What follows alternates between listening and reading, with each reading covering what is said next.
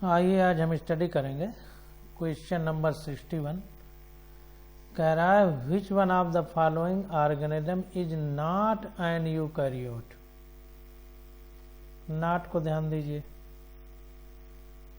तो कह रहा है कि जो चार हमको विकल्प दिए गए हैं इनमें से कौन सा यूकैरियोट नहीं है। तो चार ऑप्शन दे दिए गए हैं। तो ई कोलाई जो है हमारा ये प्रोकैरियोट है, इसको देख लेते हैं।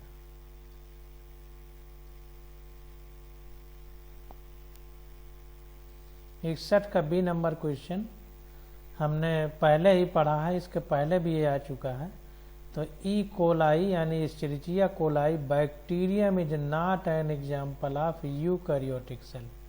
यानी एस्चेरिचिया कोलाई जो कि बैक्टीरिया है या यूकैरियोटिक का एग्जाम्पल नहीं है। It is a typical example of prokaryotic cell. यह टिपिकल एग्जाम्पल है प्रोकैरियोटिक सेल का। हिंदी में टिपिकल का मतलब होता है ठेठ, मतलब देहाती एकदम। तो मतलब एकदम वास्तविक एग्जाम्पल है प्रोकैरियोटिक सेल का एस्चेरिचिया कोलाई। तो 61 का ये ऑप्शन हमारा करेक्ट। क्वेश्चन नंबर 62 देखते हैं। कह रहा है which one of the following is a slime mould. कह रहा है जो चार ऑप्शन दिए गए हैं इनमें से कौन सा स्लाइम मोल्ड है। तो देखिए स्लाइम मोल्ड हमने पढ़ा था किसमें, पढ़ा था हमने कवक में यानी फंगस में। तो 62 का देखते हैं। तो 62 का देखिए फाइसेरम, ये हमारा एग्जाम्पल है स्लाइम मोल्ड के अंतर्गत आता है फाइसेरम। इसके बारे में डिटेल हम लोग देख लेते हैं। तो देखिए 62 दिया गया है। Slime mould are peculiar protist that normally take the form of amoeba but under certain condition develop fruiting bodies that release spores superficially similar to the sporangia of fungi.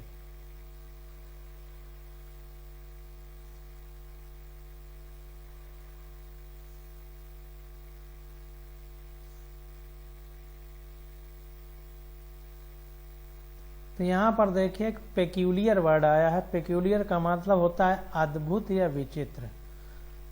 तो ये स्लाइम मोल्ड विचित्र प्रकार का protist है, यानी protista के अंतर्गत आता है। मोनेरा, प्रोटिस्टा, फंजाई और एल्गी ये सब ग्रुप में डिवाइड किया गया था। प्लांटी एनिमैलिया, तो प्रोटिस्ट के अंतर्गत इनको रखा गया स्लाइम मोल्ड में। और ये पेक्यूलियर मतलब विचित्र प्रकार के प्रोटिस्ट हैं। That normally take the form of amoeba, जो कि सामान्यतः अमीबा के तरह रहते हैं। But under certain condition develop fruiting body, लेकिन कुछ ऐसी अवस्थाएं आ जाती हैं, कुछ ऐसी परिस्थितियां आ जाती हैं जब ये फ्रूटिंग बॉडी बनाती हैं। दैट रिलीज्ड स्पोर्स सुपरफिशियली, जो ऊपरी अवस्था से स्पोर यानी बीजाणुओं का बीजाणु रिलीज करती हैं या छोड़ती हैं। Similar to the sporangia of fungi, जैसा कि फंजाई की बीजाणुधानी यानी स्पोरेंजिया। हिंदी में स्पोरेंजिया को बीजाणुधानी कहते हैं। The order Physarales include Physarum species. The fruiting bodies sporangia are characterised by the presence of abundant amount of calcium salt। अब ये कह रहा है कि जो ऑर्डर फाइसेरेल्स है इसके अंतर्गत हमारा फाइसेरम आता है। तो फाइसेरम की एक सबसे बड़ी क्वालिटी क्या है, इसमें जो फ्रूटिंग बॉडी या स्पोरेंजिया पाई जाती हैं इसका एक चरित्र होता है कि इसमें बहुत अधिक मात्रा में कैल्शियम लवण पाया जाता है, calcium salt.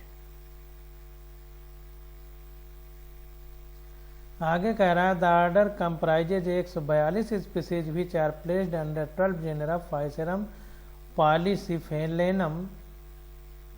फाइसेरम polycephalum is the best known.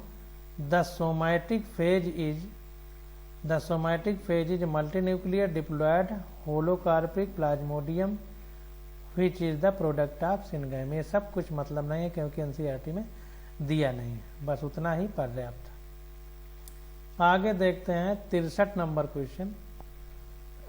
63 number question में क्या कह रहा है, कह रहा है auxospore and hormogonia are formed respectively by. तो ऑक्सोस्पोर और हार्मोगोनिया किस में पाई जाती हैं या किस में बनती हैं? तो ऑक्सोस्पोर और hormogonia are formed respectively by several diatoms and a few cyanobacteria. मतलब ज्यादातर डायटम्स और कुछ साइनोबैक्टीरिया यानी ब्लू ग्रीन एल्गी में ऑक्सोस्पोर और हार्मोगोनिया पाए जाते हैं।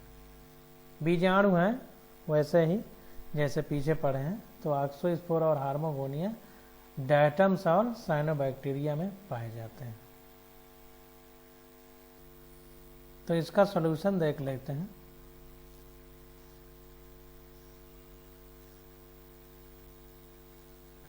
तो देखिए 63 का डी ऑप्शन करेक्ट है। तो जो आंसर लिखा हुआ है बस उतना ही हमें समझना है, ज़्यादा पढ़ने की ज़रूरत नहीं है। तो 63 का डी ऑप्शन हमारा करेक्ट है।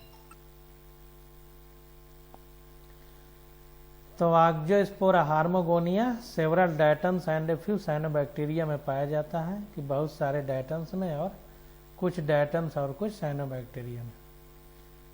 बस इतना ही हमको पढ़ना है, बाकी डिटेल पढ़ने की कोई ज़रूरत नहीं है क्योंकि एनसीईआरटी में डिटेल नहीं दिया गया। जब आगे दिया जाएगा तो उसको हम देख लेंगे।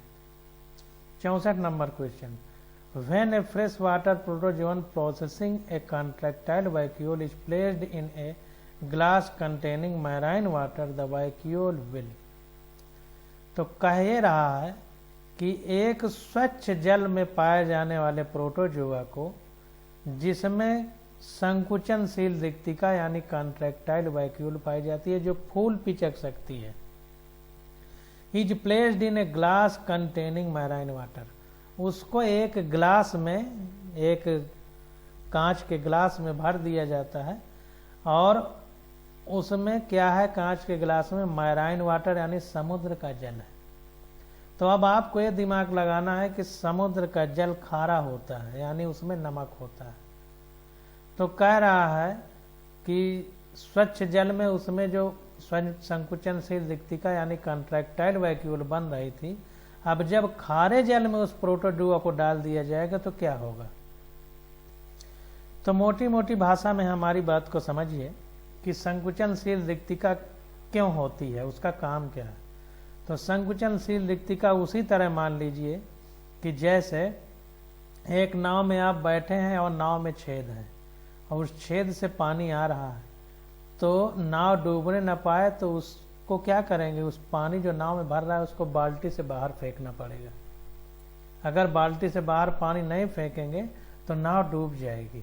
तो उसी प्रकार से बहुत सारे प्रोटोजोआ ऐसे हैं जिनमें कॉन्ट्रैक्टाइल वैक्यूल यानी संकुचनशील रिक्तिका पाई जाती है। तो इसका काम ये है कि पानी में चूंकि पाए जाते हैं तो पानी रिस रिस करके इनके शरीर की बाहरी खाल की त्वचा की झिल्ली से शरीर के अंदर भरता रहता है। अब अगर वो पानी को बाहर ना निकाला जाए तो फूल करके वे प्रोटोजोआ फट जाएंगे और मर जाएंगे। तो इसके लिए भगवान ने एक व्यवस्था दी है संकुचनशील रिक्तिका यानी कॉन्ट्रैक्टाइल वैक्यूल। उसके कारण ये जो है समुद्र जो पानी है जितना अंदर आता है वो कॉन्ट्रैक्टाइल वैक्यूल शरीर से बाहर खुल खुल के उस पानी को बाहर निकालती रहती है, तो इनका जीवन सुरक्षित रहता है। अब देखिए स्वच्छ जल में है, अब जब इसको नमकीन जल में रख दिया जाएगा तो चूंकि उसमें नमक जो है मिला हुआ है पानी में, तो नमकीन जल स्वच्छ पानी की तुलना में गाढ़ा हो जाएगा। जाहिर बात है कि किसी चीज में कुछ मिला देंगे तो गाढ़ा हो जाएगा। तो गाढ़ा हो जाएगा तो पानी अंदर कम आएगा, अंदर कम आएगा। तो चूंकि अंदर कम आएगा तो जो कॉन्ट्रैक्टाइल वैक्यूल है संकुचनशील रिक्तिका है वो ज्यादा नहीं फूलेगी, कम पानी आ पाएगा क्योंकि पानी गाढ़ा हो गया समुद्र के जल के हिसाब से, क्योंकि समुद्र के जल में नमक मिला है।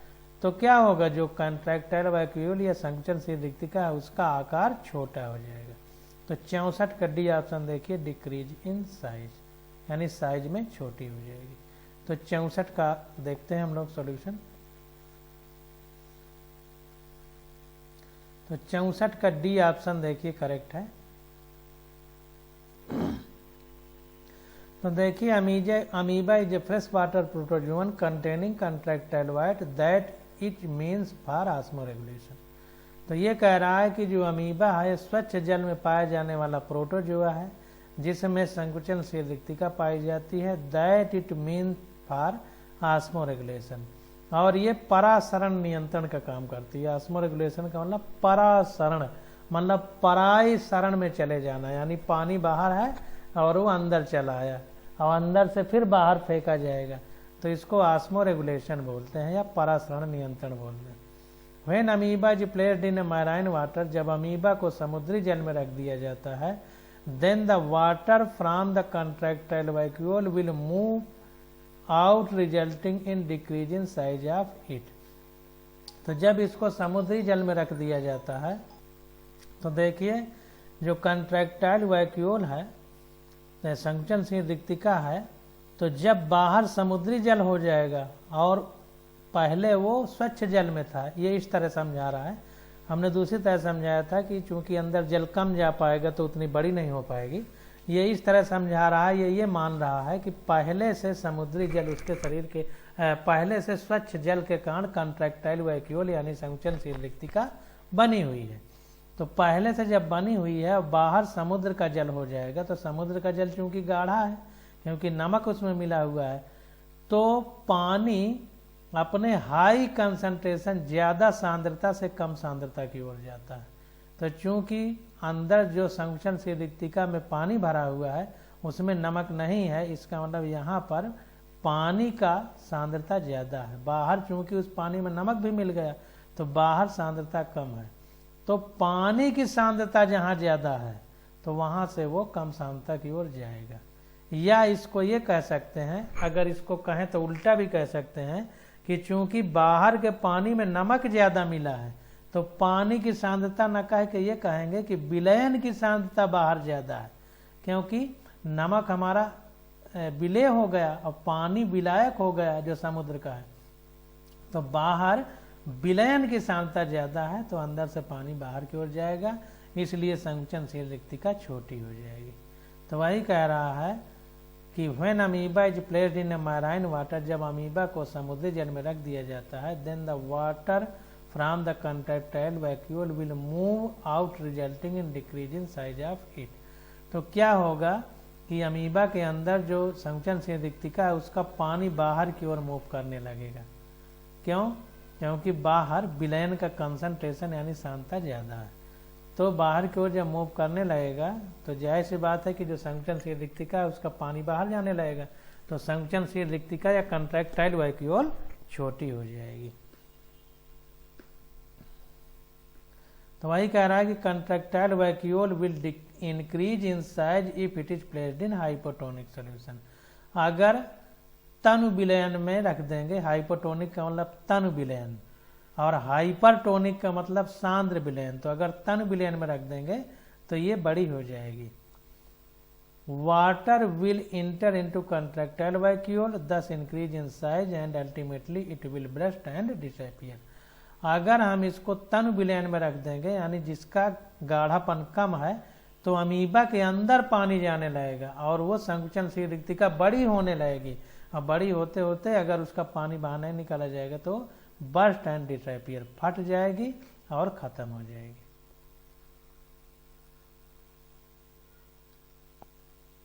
क्वेश्चन नंबर 65 देखते हैं। कह रहा है the chief advantage of encystment of an amoeba is. तो अमीबा में जो सिस्ट बन जाती है, सिस्ट का मतलब जैसे ठंडी में हम लोग अपने शरीर में स्वेटर पहन लेते हैं, तो जब विपरीत परिस्थिति आती है तो अमीबा भी स्वेटर पहन लेता है, यानी बाहर एक खोल बना लेता है, उसी खोल को सिस्ट बोलते हैं।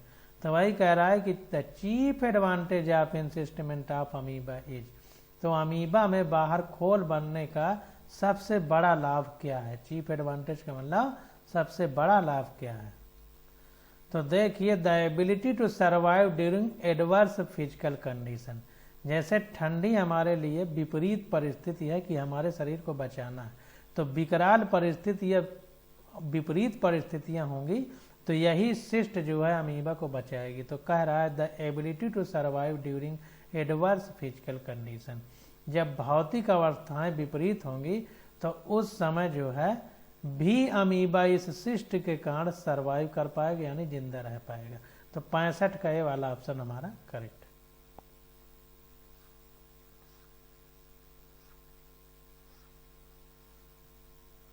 तो देखिए 65 का ये वाला हमारा ऑप्शन करेक्ट है। Amoeba forms a cyst and reproduced bye multiple fission during adverse environmental condition.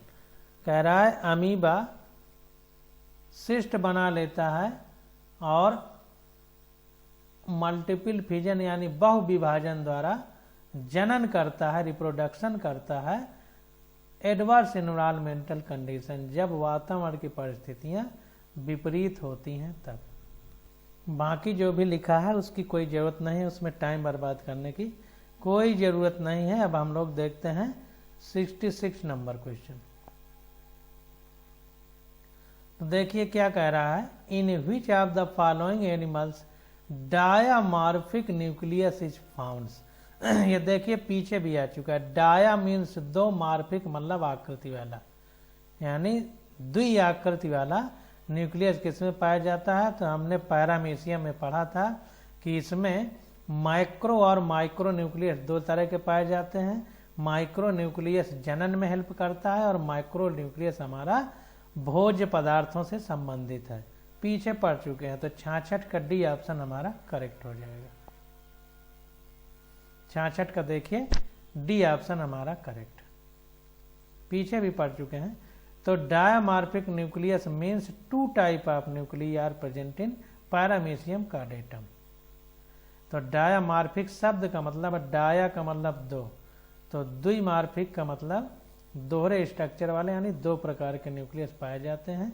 एक लार्ज जिसको माइक्रो कहते हैं, बड़े वाले को माइक्रो, और माइक्रो वाला किडनी शेप होता है। ये सब याद करने की कोई जरूरत नहीं है, सब बेमतलब है। बस इतना याद रखो कि दो तरीके के न्यूक्लियस प्रेजेंट होते हैं पैरामीशियम में, large micro nucleus and small micro nucleus. बाकी हम लोग पीछे जो है डिटेल में पढ़ चुके हैं, तो आगे कुछ भी पढ़ने लायक नहीं है। अब हम 67 नंबर क्वेश्चन देखते हैं। कह रहा है in protozoa like amoeba and paramecium the organ of for osmoregulation is. देखिए पीछे जो पढ़े वही अब फिर से क्वेश्चन के रूप में पूछ लिया है कि प्रोटोजोआ जिसमें अमीबा और पैरामीशियम आते हैं, तो इनमें ऑस्मो रेगुलेशन वाला अंग कौन सा होता है। तो संकुचनशील रिक्तिका यानी कंट्रैक्टाइल वैक्यूल। अभी पीछे ही देखे पढ़ के आए हैं, यही फायदा मिलता है नीट के अनसाल पेपर को करने का। वही क्वेश्चन जब बार बार रिपीट होते हैं तो हमको याद हो जाते हैं। तो 67 नंबर क्वेश्चन देखते हैं।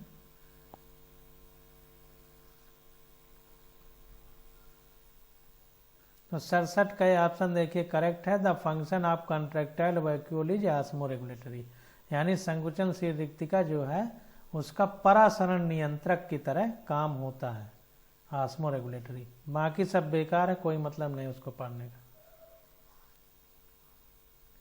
अब 68 नंबर क्वेश्चन देखते हैं। कह रहा है which of the following organism possesses characteristic of a plant and the animal. कह रहा है जंतु और पौधे दोनों की तरह कौन सा एनिमल अपना जीवन जीता है। तो यूग्लिना हमने पढ़ा था, तो यूग्लिना में पढ़ा था कि इसमें क्लोरोफिल पाया जाता है। तो क्लोरोफिल को हिंदी में बोलते हैं हरित लवक, क्लोरोप्लास्ट को, और क्लोरोफिल को हरित वर्णक बोलते हैं। तो हरा होगा, जाहिर सी बात है, तो हरे पत्तियां होती हैं, तो हरी पत्तियां प्रकाश की उपस्थिति में अपना भोजन स्वयं बना लेती हैं। तो यूग्लिना भी अपना भोजन बना लेगा, लेकिन इसमें कोशिका भित्ति नहीं पाई जाती। तो हमने जिसमें कोशिका भित्ति पाई जाती थी उनको पौधे कहा था, जिनमें कोशिका भित्ति यानी सेल वॉल नहीं पाई जाती थी उनको जीव कहा था। तो चूंकि इसमें कोशिका भित्ति नहीं पाई जाती इसलिए ये एनिमल है, परंतु इसमें क्लोरोफिल पाया जाता है इसलिए अपना भोजन ये बना सकता है विपरीत परिस्थितियों में। तो विच of the following organism possesses characteristic of plant and animal, यानी जंतु और पौधे दोनों की तरह जीवन जीने वाला जीव कौन सा है? यूग्लिना। तो 68 का ये ऑप्शन हमारा करेक्ट हो गया। ये ऑप्शन हमारा करेक्ट है। क्लोरोफिल देखिए पाया जाता है इसमें। तो Euglena possesses the characteristic of both plant and animal, यानी यूग्लिना जंतु और पौधे दोनों की तरह अपना जीवन जीता है। इट हैज क्लोरोफिल, इसमें क्लोरोफिल पाया जाता है। Thus it is autotrophic like plant, इसलिए ये स्वपोषी है जैसे कि पौधे। In contrast to this it has flagellated locomotion like animals, और इसके अलावा इसमें इन कंट्रास्ट मतलब इसके विपरीत इसमें फ्लैजिला पाए जाते हैं, यानी कसाव पाए जाते हैं जो इसको लोकोमोशन यानी प्रचलन में हेल्प करते हैं, जैसे कि एनिमल मीन्स जंतु। अब 69 नंबर क्वेश्चन देखते हैं।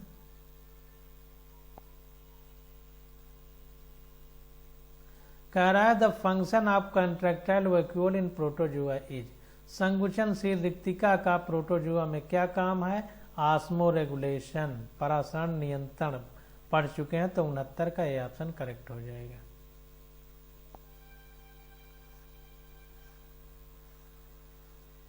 उनहत्तर का देखिए ये ऑप्शन हमारा करेक्ट। 70 नंबर क्वेश्चन देखते हैं। कह रहा है कि the protist have, Monera protista इनमें बांटा गया था, तो प्रोटिस्ट के बारे में क्या सही है ये बताना। तो हमने मोनेरा और प्रोटिस्टा हमने बताया था कि मोनेरा में जितने भी यूकैरियोट हैं वो रखे गए हैं मोनेरा में, उसके बाद प्रोटिस्टा आया। तो मोनेरा में जितने भी प्रोकैरियोट हैं उनको रखा गया है। अब प्रो का मतलब बहुत पहले, तो जो बहुत पहले थे उनमें सिर्फ कोशिका बना दी गई, उसके अंदर झिल्ली से बंद कोई भी अंग नहीं बनाए गए। लेकिन उसके बाद जैसे हम गाड़ी बनाते हैं तो पहले जितना उसको अच्छे से नहीं बना पाते, धीरे धीरे उसमें सुधार होता है। तो उसी प्रकार भगवान ने पहले कोशिका बनाया, उसके अंदर कुछ भी नहीं बनाया। फिर आगे चल के भगवान ने सोचा कि कोशिका तो बना दिया, इसके अंदर भी कुछ बनाया जाए, तो बाद में झिल्ली से बंद यानी मेम्ब्रेन बाउंड आर्गन बनाए गए। तो जब वो बनाए गए तो उनको किसमें रखा गया? प्रोटिस्टा में। तो झिल्ली से बंद अंग प्रोटिस्टा में जिन जीवों में पाए जाएंगे उनको प्रोटिस्टा में रखेंगे। तो देखिए second option, membrane bound nucleo protein lying embedded in the cytoplasm.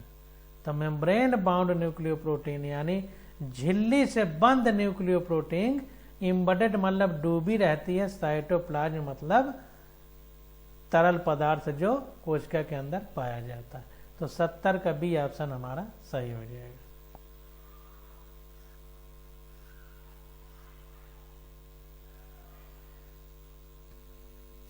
तो इसको देखते हैं। तो कह रहा है protist include all unicellular and colonial eukaryote except those of green and red algae.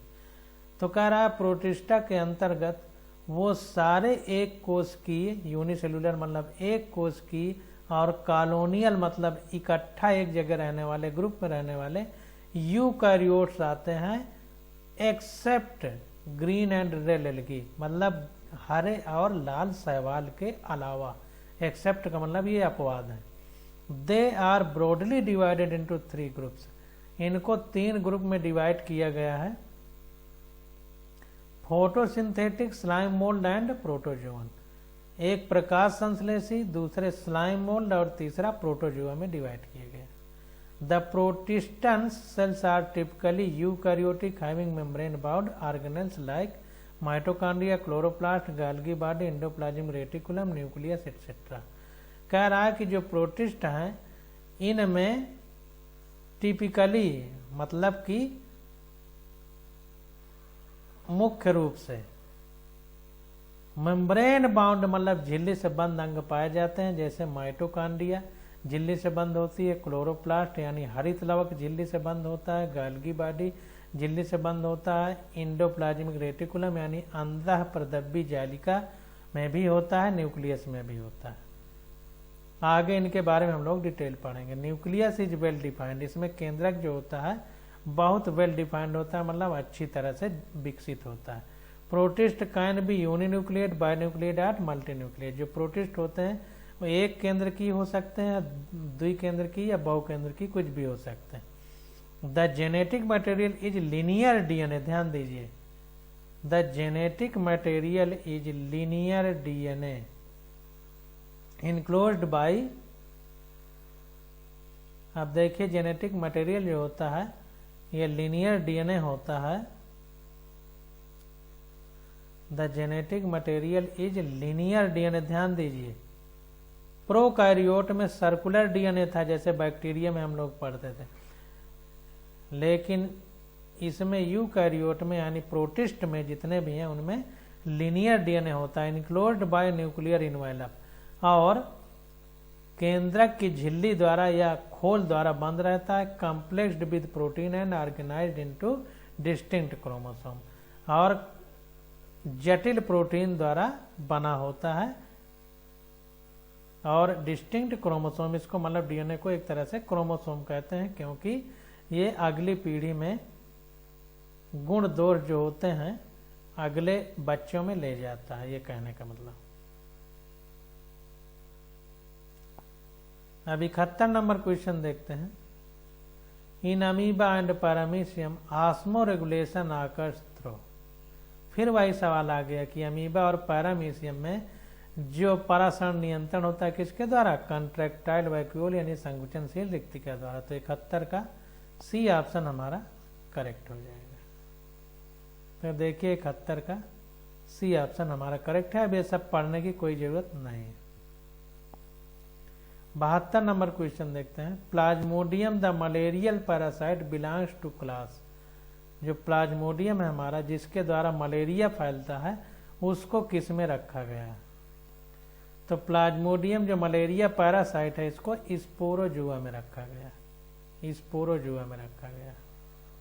तो 72 का देख लेते हैं। 72 का सी ऑप्शन हमारा करेक्ट है, स्पोरोजुआ में रखा गया। 73 नंबर क्वेश्चन कहते हैं, देखते हैं। Which is true about Trypanosoma. Trypanosoma के बारे में क्या सही है? तो ट्रिपैनोसोमा जो हमारा होता है ये पॉलीमार्फिक होता है, यानी बहुत सारे रूपों में पाया जाता है। तो इसको देख लेते हैं। 73 का देखिए ये ऑप्शन हमारा करेक्ट है। ट्रिपैनोसोमा इज पॉलीमार्फिक, मतलब बहुत सारे रूपों में पाया जाता है। That is it has more than one form, मतलब इसकी एक से ज्यादा फॉर्म पाई जाती है।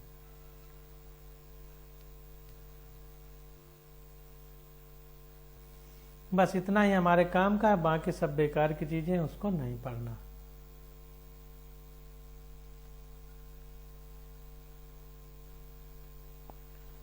आगे क्वेश्चन देखते हैं। Genetic information in paramecium is contained in. अब देखिए जेनेटिक इंफॉर्मेशन इन पैरामीशियम, अभी हमने पीछे पढ़ा था कि पैरामीशियम में 2 प्रकार के न्यूक्लियस पाए जाते हैं, एक माइक्रो न्यूक्लियस, एक माइक्रो न्यूक्लियस था। हमने बताया था कि माइक्रो न्यूक्लियस जो होता है ये इसको भोजन न्यूट्रिशन से संबंधित है, पोषण से संबंधित है, और जो माइक्रो न्यूक्लियस था ये रिप्रोडक्शन यानी जनन से संबंधित था।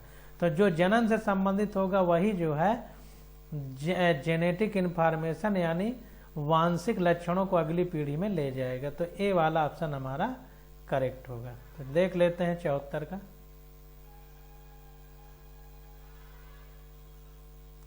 तो 74 का देखिए ए ऑप्शन हमारा करेक्ट है। कह रहा है paramecium contain a single large micronucleus and one small micronucleus.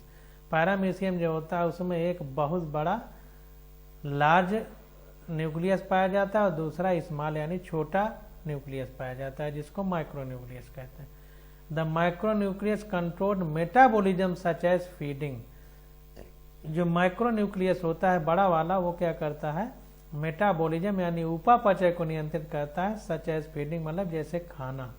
And maintenance, और मेंटेनेंस के लिए, whereas the micronucleus take an important role in reproduction and storage genetic information. और जो छोटा वाला न्यूक्लियस है वो क्या करता है कि रिप्रोडक्शन यानी जनन में हेल्प करता है, और स्टोरेज जेनेटिक इंफॉर्मेशन यानी जो आनुवांशिक सूचनाएं हैं उनको अपने पास रखता है। Hence it is also termed as reproductive nucleus, इसीलिए इसको हम लोग रिप्रोडक्टिव यानी जनन न्यूक्लियस या केंद्रक बोलते हैं। Whereas micronucleus is term as vegetative nucleus, और इसीलिए चूंकि भोजन से संबंधित है बड़ा वाला न्यूक्लियस माइक्रो, इसलिए उसको वेजिटेटिव न्यूक्लियस कहते हैं।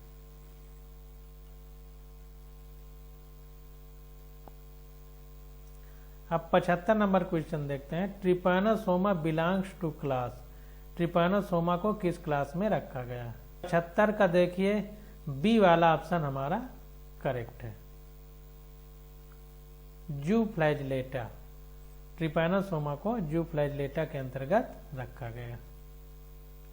प्लाज्मोडियम को देखिए स्पोरोजुआ के अंतर्गत रखा गया था, क्वेश्चन आ चुका, और ट्रिपैनोसोमा को जूफ्लैजिलेटा के अंतर्गत रखा गया।